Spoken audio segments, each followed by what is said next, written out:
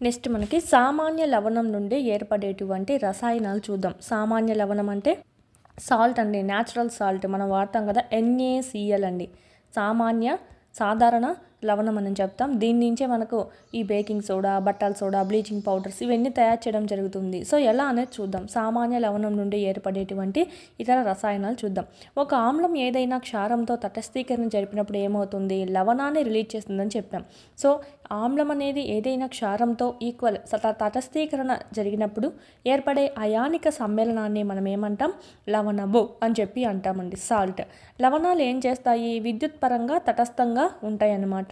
ఎన్నో రకాల లవణాలు ఉన్నప్పటికీ సోడియం క్లోరైడ్ వాటిలో అతి సామాన్యమైనటువంటి లవణంగా చెప్పచ్చు. సోడియం క్లోరైడ్ NaCl అండి. ఈ సోడియం క్లోరైడ్ను సామాన్య ఉప్పు లేదా ఉప్పు అని కూడా పిలుస్తాం.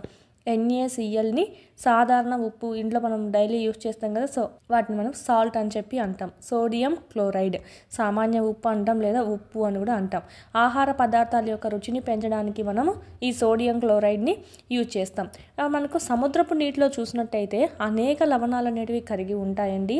వాటిలో మనకు సోడియం క్లోరైడ్ అధిక పరిమాణంలో ఉంటుంది.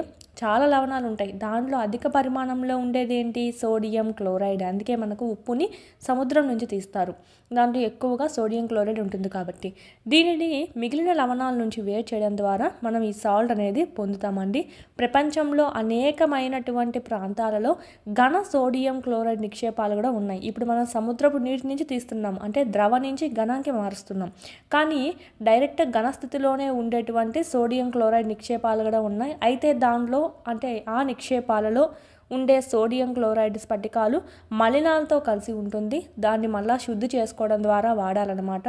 అవి ఎలా ఉంటాయంటే దాంట్లో మలినాలతో కలిగి ఉండడం వల్ల అది ఏ రంగులో ఉంటుంది, ముదురు గోధుమ రంగులో ఉండడం అనేది జరుగుతుంది. అంటే జేగేరు రంగు, ముదురు గోధుమ రంగు ఎలా ఉంటుందో ఆ విధంగా ఉంటుంది. దీన్నే మనము డైలీ యూజ్లో చాలా వరకు వాడుతూనే ఉంటారు. రాక్ సాల్ట్ అంటామండి. రాక్ సాల్ట్ ఏంటంటే మనకు ఇందులో నుంచి వచ్చింది, అంటే ఘన సోడియం క్లోరైడ్ నిక్షేపాల నుంచి తీస్తారు. దాంట్లో మనకి మలినాలతో కలుసుకొని ఉంటుంది, దాన్ని శుద్ధి చేయడం ద్వారా మనం తీసుకుంటాం అనమాట. రాక్ సాల్ట్ అండి. గడిచిపోయినటువంటి కాలంలో సముద్ర జలాలు ఏవైతే ఉన్నాయో అవి ఎండిపోవడం వల్ల మనకు ఈ రాతి ఉప్పు మేటలు అనేటివి ఏర్పడతాయండి. అవే మనకు ఘన సోడియం క్లోరైడ్ నిక్షేపాలు అని చెప్పి చెప్పుకోవచ్చు. ఈ రాతి ఉప్పుని బొగ్గు వలె గనుల్లాగా ఉంటాయి. వీటిని కూడా తవ్వి తీయడం అనేది జరుగుతుంది. బొగ్గు ఎలా తీస్తున్నారు, తవ్వుకొని భూమి లోపలికి వెళ్ళి, సో ఆ విధంగా రాతి ఉప్పును కూడా కనుగొని దాన్ని తవ్వి దాని ద్వారా రాక్ సాల్ట్ అనేది కూడా తయారు చేస్తారు. ఇది మనకు నార్మల్ సాల్ట్, రాక్ సాల్ట్. సముద్రపు నీటి నుంచి చేసేది నార్మల్ డైలీ యూజ్లో చేస్తున్నాం కదా, సో అవి మనకు శుద్ధి చేసి చేస్తారు. Sodium chloride. రాక్ సాల్ట్ ఎక్కడి నుంచి వస్తుంది, ఘన సోడియం క్లోరైడ్ నిక్షేపాల నుంచి. అంటే ఇవన్నీ మనకు ఘన పదార్థాలుగా మనకు ఉంటాయి అన్నమాట. వీటిని శుద్ధి చేయడం ద్వారా మనకు రాక్ సాల్ట్ అనేది లభిస్తుంది. రసాయనాలకు ముడి పదార్థాలుగా ఈ సాధారణ ఉప్పును అనేది మనం యూజ్ చేస్తామండి. NaCl నుంచి ఎన్నో రకాలైనటువంటివి పొందుతామన్నమాట. వాటిల్లో కొన్ని చూసినట్టయితే మనం నిత్య జీవితంలో యూజ్ చేసేటివే సోడియం హైడ్రాక్సైడ్ అండి, NaOH, baking soda NaHCO3, sodium bicarbonate అంటాం, సోడియం హైడ్రోజన్ కార్బోనేట్ అని కూడా అంటాము. దీన్నే మనకి బేకింగ్ సోడా, సోడియం బైకార్బోనేట్ అని కూడా అంటాం. బట్టల సోడా అండి. బట్టల సోడా చూసినట్లయితే Na2CO3 10H2O, సోడియం కార్బోనేటే కానీ వాటర్ మాలిక్యూల్స్ అనేటివి 10 కలిగి ఉంటుంది. దీన్నే మనం బట్టల సోడాని ఏ విధంగా అంటామంటే మనం ముందు కూడా ఇచ్చున్నారు. సో సోడియం కార్బోనేట్నే మనం ఏ విధంగా అంటామంటే వాషింగ్ సోడా అంటాము. మరియు దీని యొక్క రాసాయనికంగా ఫార్ములా చూసినట్టయితే Na2CO3 10H2O అనమాట. బ్లీచింగ్ పౌడర్ అండి. బ్లీచింగ్ పౌడర్ చూసినట్టయితే calcium hypochlorite, calcium hypochlorite CaOCl2 అండి. దీని యొక్క ఫార్ములా. ఇలా ఎన్నో రకాల పదార్థాల తయారీకి మనకు సాధారణ ఉప్పు అనేది ఒక ముడి పదార్థంగా యూజ్ చేసుకుంటాం అనమాట. ఆ సాధారణ ఉప్పు నుంచే ఇవన్నీ మనము తయారు చేసుకుంటాము. సాధారణ ఉప్పు నుంచి సోడియం హైడ్రాక్సైడ్ని ఎలా తయారు చేస్తా చూద్దాం. ఫస్ట్ ఇది చూద్దాం, నెక్స్ట్ ఇది చూద్దాం, నెక్స్ట్ బట్టల సోడా ఎలా చేస్తారనేది చూద్దాం. సో ఫస్ట్ అయితే మనకు సోడియం హైడ్రాక్సైడ్ NaOHని ఎలా చేస్తారు, సోడియం క్లోరైడ్ అండి. NaCl అంటే సాధారణ ఉప్పు. దీన్ని జలద్రావణం గుండా విద్యుత్తుని ప్రసరింపచేస్తే గన, అంటే వాటర్ కలపాలి, దీని గుండా మనకు విద్యుత్తుని ప్రసరింపచేస్తే గన అప్పుడు మనకు వియోగం చెంది సోడియం హైడ్రాక్సైడ్ అనేది ఏర్పడుతుంది. ఆల్రెడీ ముందు క్లాసెస్లో మనము ప్రయోగం కూడా ఒకటి ఇచ్చారండి. ఓకేనా, NaCl గుండా వాటర్, ఓకే, ఇది మనకు జలద్రావణంలో వేస్తామండి. జలద్రావణంలో వేసిన తర్వాత ఆ వాటర్ గుండా విద్యుత్తుని ప్రవహింపచేస్తే గన మనకు దాని వియోగం చెంది సోడియం హైడ్రాక్సైడ్ అనేది ఏర్పడుతుంది. ఈ ప్రక్రియనే ఏమంటామంటే ఈ క్లోరైడ్ నుంచి మనకు హైడ్రాక్సైడ్గా మారిపోయింది విద్యుత్ ప్రవహింపజేయడం ద్వారా. సో ఈ ప్రక్రియనే ఏమంటామంటే క్లోరో ఆల్కలీ ప్రక్రియ అంటాం. క్లోరో అంటే క్లోరైడ్, ఆల్కలీ అంటే హైడ్రాక్సైడ్. ఈ క్లోరైడ్ నుంచి హైడ్రాక్సైడ్కి మారింది కాబట్టి ఈ ప్రక్రియనే క్లోరో ఆల్కలీ ప్రక్రియ అని అంటాం. ఈ ప్రక్రియలో ఏర్పడేటువంటి క్రియాజనకాలు ఏమున్నాయి? క్లోరిన్ అంటే క్లోరో అని, సోడియం హైడ్రాక్సైడ్ అంటే ఆల్కలీ అని చెప్పి, ఓకేనా, కావడం చేత దీనికి ఈ పేరు అనేది రావడం జరిగింది. ఇది మనకు సంబంధించి దీనికి సమీకరణం ఎలా రాయొచ్చో చూద్దామండి. చూడబోయే ముందు మనకు ఒకటి ఇచ్చారు, మీకు తెలుసా అని. ఉప్పు సత్యాగ్రహం చేశారు కదా మనకు గాంధీ గారు. ఉప్పు స్వాతంత్ర పోరాటానికి ఒక సంకేతంగా కూడా మనం చూసుకోవచ్చు. తినే పదార్థాలకు రుచి ఇచ్చేటువంటి ఈ ఉప్పుని, ఈ సామాన్య ఉప్పు అనేది మనకు అందరికి తెలిసిందే. ఇది స్వాతంత్ర్య ఉద్యమానికి ప్రజలను చాలా వరకు ప్రేరేపించింది. బ్రిటిష్ వాళ్ళు అప్పుడు మనకు ఉప్పు తీసుకోవడంలో కూడా, ఉప్పు కోసం కూడా, ఉప్పు మీద కూడా విధించిన పన్ను అనేది ఎక్కువగా ఉండిందండి. సో అందుకనే ఇక్కడ మనకు ధనికులు పేదవారు అనే భేదం లేకుండా అందరినీ ఏకం చేసి స్వాతంత్ర పోరాటానికి పాల్గొనేలా చేసింది ఏది అంటే ఈ దండి సత్యాగ్రహం అండి. అయితే దీన్నే మనము ఉప్పు సత్యాగ్రహం అని చెప్పి అంటాము. ఇది మనకు ఈ స్వాతంత్ర సంగ్రామంలో ఒక ముఖ్య ఘట్టంగా నిలిచింది. ఇక్కడ మనమే తయారు చేసుకోవడం జరిగింది. అప్పుడు పోరాటంలో స్వదేశీగా మనమే తయారు చేసుకోవడం జరిగింది. ఓకేనా, ఇది దీని యొక్క రసాయనిక నామంలో చూపించాలంటే గన NaCl ప్లస్ వాటర్. ఓకేనా, దీని గుండా విద్యుత్ని ప్రవహింపచేసినప్పుడు NaOH ప్లస్ క్లోరిన్ వాయువు, హైడ్రోజన్ వాయువు ఉత్పత్తి అవుతాయండి. ఓకేనా, ఇక్కడ మనకు సోడియం హైడ్రాక్సైడ్ ఏర్పడింది. దీంతోపాటు క్లోరిన్ వాయువు, హైడ్రోజన్ వాయువు కూడా ఉత్పత్తి అవుతుంది. ఈ క్లోరో ఆల్కలీ ప్రక్రియలో ఏర్పడేటువంటి ముఖ్య ఉత్పత్తనాలు ఏంటివి? సోడియం హైడ్రాక్సైడ్ మరియు ఈ క్లోరిన్ H2 అనేటువంటి వాయువులు. ఇది మనకు చూసినట్టయితే ఈ క్లోరిన్ వాయువు చూసినట్టయితే యానోడ్ వద్ద, ఇదైతే మనకు క్యాథోడ్ వద్ద. ఓకేనా, నెక్స్ట్ ఈ NaOH అనేది కూడా మనకు క్యాథోడ్ అని చెప్పచ్చు. క్యాథోడ్ని మనం ప్లస్తో సూచిస్తాము, యానోడ్ని మనము మైనస్ సింబల్తో సూచిస్తామండి. నెక్స్ట్ మనకి ఇక్కడ చూసినట్టయితే ఇక్కడ మనకి దీన్నైతే ఇంధనాలు, మార్గరేన్, ఎరువులలో వాడేటువంటి అమ్మోనియాగా చూడొచ్చు. ఈ క్లోరిన్ నీటి శుద్ధి, ఈత కొలను, PVC, ఇన్ఫెక్షన్ నివారణలు, CFC, పెస్టిసైడ్స్ వీటిలో యూజ్ చేస్తాం. గ్రీజును తొలగించే పదార్థాలు, సబ్బులు, డిటర్జెంట్, పేపర్ తయారీ, కృత్రిమ దారాల్లో మనము ఈ సోడియం హైడ్రాక్సైడ్ని యూజ్ చేస్తాం. ఓకే, ఇది మనకు ఈ హైడ్రోజను, క్లోరైడ్, ఓకే, క్లోరిన్, ఈ రెండింటినీ కలిసి ఏం చేస్తాం? HCl హైడ్రోక్లోరిక్ ఆమ్లాన్ని తయారు చేస్తాం. ఇది ఎందుకు యూజ్ అవుతుంది? ఉక్కును శుభ్రం చేయడానికి యూజ్ అవుతుంది. అమ్మోనియం క్లోరైడ్, ఔషధాలు, సౌందర్య సాధనాలు తయారు చేయడానికి ఈ HCl అనేది మనకు యూజ్ అవుతుంది. ఈ విధంగా సాధారణ ఉప్పు నుంచి ఇంత పొందారండి. ఇక్కడ మనకి NaOH వస్తుంది, క్లోరిన్ వస్తుంది, హైడ్రోజన్ వస్తుంది.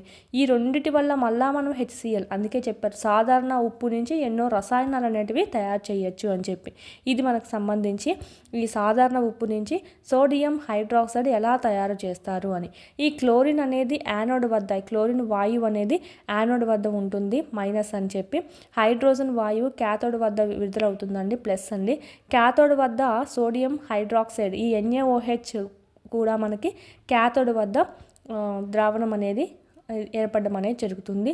ఈ చర్యలో వెలువడేటువంటి ఉత్పన్నాలు అనేటివి అనేక రకాలుగా ఉపయోగపడతాయి. అంటే మనకి మళ్ళా ఇక్కడ ఉత్పత్తి అయినటివి మళ్ళీ ఇంకొకటి HCl ఫామ్ అవ్వడానికి యూజ్ అయింది కదా. సో ఈ విధంగా మళ్ళీ HCl యూజ్ చేసుకొని ఇంకొక దాన్ని తయారు చేసుకోవచ్చు.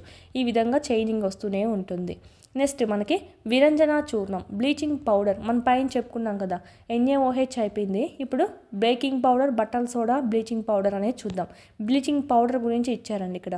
ఫస్ట్ ఈ సజల సోడియం క్లోరైడ్ ద్రావణాన్ని చూసినట్టయితే, అంటే NaCl యొక్క ద్రావణాన్ని విద్యుత్ విశ్లేషణ చేయడం వల్ల క్లోరిన్ వాయువు లభిస్తుందని చెప్పి ఆల్రెడీ పై ప్రయోగం ద్వారా చూసుకున్నాం. ఓకేనా, దీన్ని మనకు వాటర్లో కలిపి విద్యుత్ ద్వారా ప్రవహింపచేస్తే 3 వచ్చాయి, NaOH, Cl2 అంటే క్లోరిన్ మరియు హైడ్రోజన్.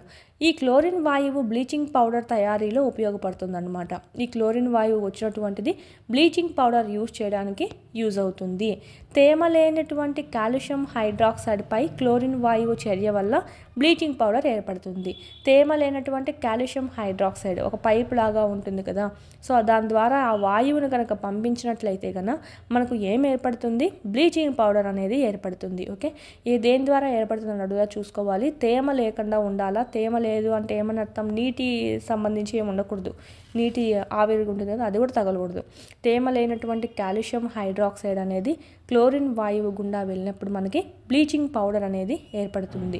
దీన్ని మనం CaOCl2తో సూచిస్తాం. కింద మనకు ఫార్ములా కూడా ఇచ్చారు చూడండి. CaOH2 అంటే ఏంటంటే కాల్షియం హైడ్రాక్సైడ్. దీన్ని మనం క్లోరిన్ వాయువు గుండా పంపాము.